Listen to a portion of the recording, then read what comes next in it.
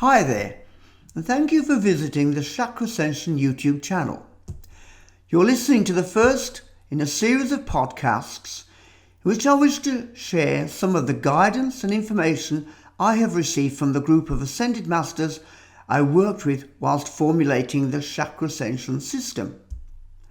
The purpose of sharing is to assist anyone who wishes to embark upon or is following a spiritual pathway. By that I mean anyone who wishes to find meaning and purpose in their lives and who feels that there is a reality beyond the everyday physical world. I want to look at some of the barriers to progression along this pathway because what no one tells you is that striving for spiritual advancement is hard work and can be frustrating and painful. The first thing you must realize is that in our human form, existing in this dense three-dimensional world, some things are beyond our understanding. You must accept that and not become frustrated.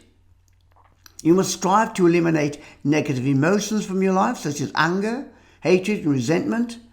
And this may mean analysing your responses, questioning your behaviour, and letting go of parts of your personality which have come to define how you identify yourself and how other people see you. This can be difficult and painful and can result in people distancing themselves from you as you are no longer the person they felt they knew and felt comfortable with.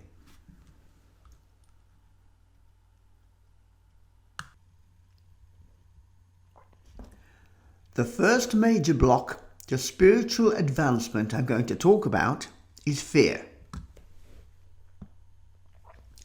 During my years of teaching and giving holistic treatments, the most common problems that arise are stress and anxiety, which are the result of prolonged states of fear. Feelings of fear result in the flight and fight response, by which we either want to run away from a perceived threat or to confront it. All species have this response because the wish to preserve life is a basic instinct. And I believe that fear of death is the root cause of all states of fear.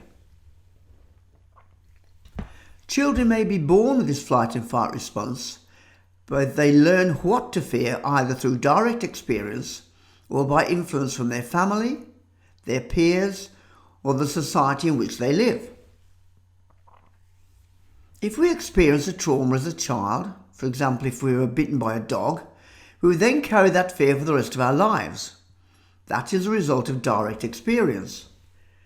Much of our childhood is spent learning about fear from our parents. This is necessary as children have no awareness of danger and do not have the experience to evaluate situations. For example, we are taught to look before crossing the road or not to put our fingers in the fire. Children also need to be prepared to be aware of unsafe social situations, to prevent abuse and to alert them to inappropriate behaviour. Fear is a survival mechanism. But if fear is overly emphasised in your childhood, or your childhood is filled with uncertainty and insecurities, it can prevent us from functioning in our everyday lives and establishing relationships. So, fear is a survival mechanism, but it can also be used for purposes of control. And this happens in every country and every culture. We are taught that certain behaviour is sinful, that we will be punished by a vengeful God if we do not act in a certain way. We are also threatened with punishment if we do not adhere to the moral codes of the society we live in.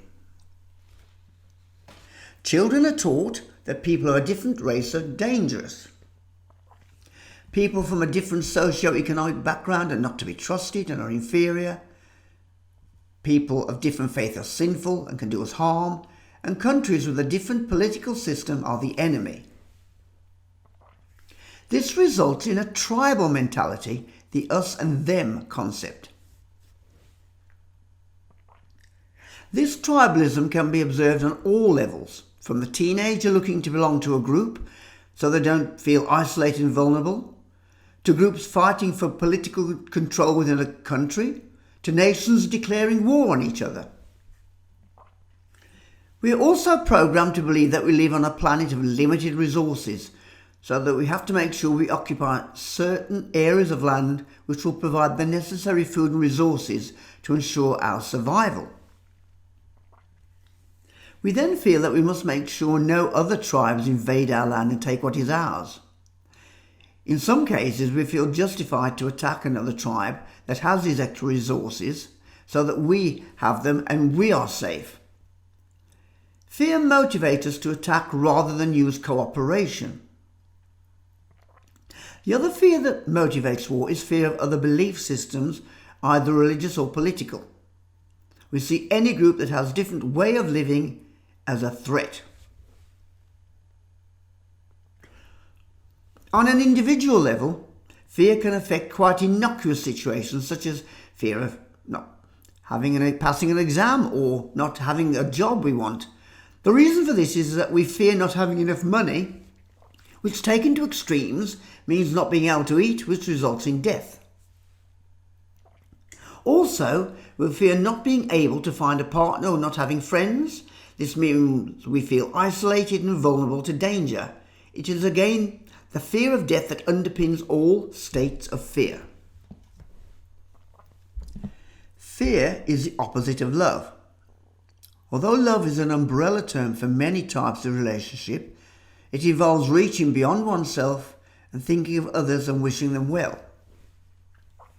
Fear makes us contract emotionally. We feel vulnerable and lose the ability to trust. The result of this is we either become isolated and incapable of forming relationships, or we lash out and become aggressive, which relates back to the flight and fight responses. As stated earlier, all sentient creatures are biologically programmed to avoid death.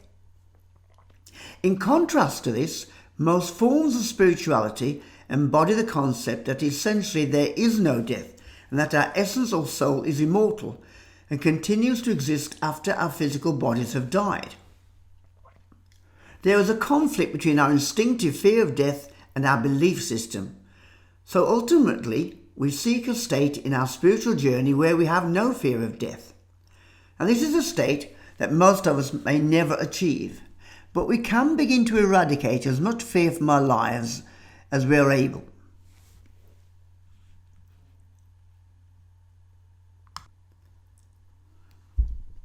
How do we combat fear? Now, although fear operates at a deep, instinctive animal level, unlike animals, we have logic and rationality as tools to combat it. When we feel overwhelmed by negativity and a constant sense of anxiety is ruining our life, we must use our intellect to identify the origin of the fear and question why that fear is so great. It's a process of deprogramming yourself from these fears.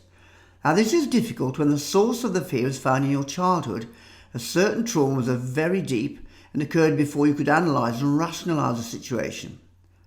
Keep asking yourself why you find certain situations so fearful and apply logic.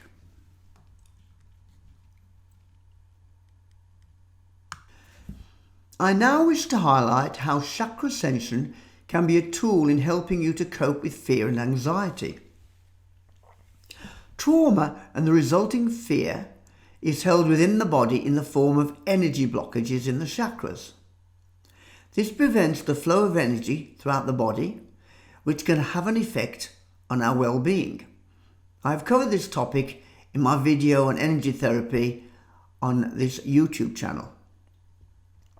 A Chakrascension therapist can sense where those blockages are occurring and what area of your life is the root of the cause. For example, extreme insecurity and fear of physical danger would probably be a base chakra problem. Fear of intimacy could be a sacral chakra problem, and extreme shyness could be linked to the solar plexus chakra.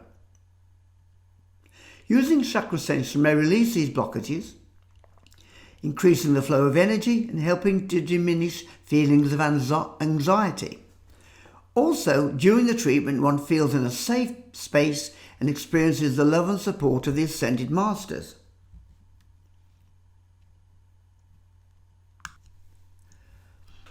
I have often treated people who are desperate to eradicate anxiety and fear from their life. but seem unable to let go and move on. I believe that sometimes that fear has become so entrenched in their life and is such a fundamental part of their identity that they subconsciously are frightened to let go. In fact, when they do relax and release the tension, they miss that feeling, like a drug addict or a sportsman who is hooked on adrenaline.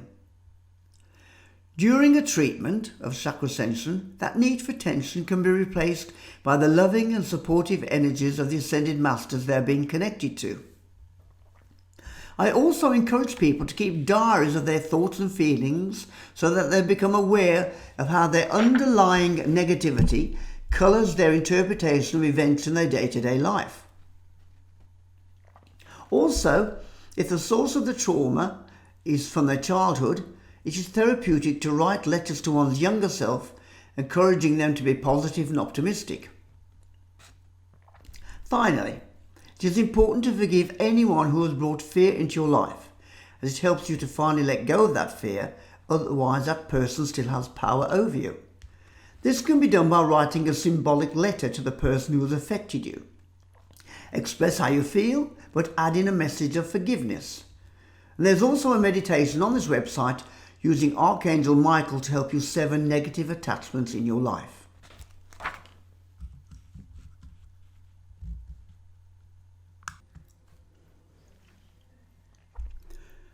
Although following a spiritual path can be difficult, by working through your problems and making positive choices, you are learning lessons about the human condition and preparing the way for the next stage on your spiritual pathway.